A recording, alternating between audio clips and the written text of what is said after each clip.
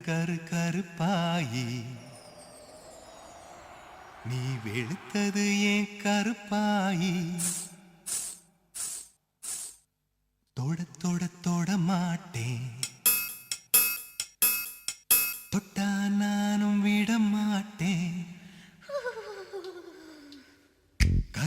கருப்பாயி நீ வெளுத்தது ஏன் கருப்பாயி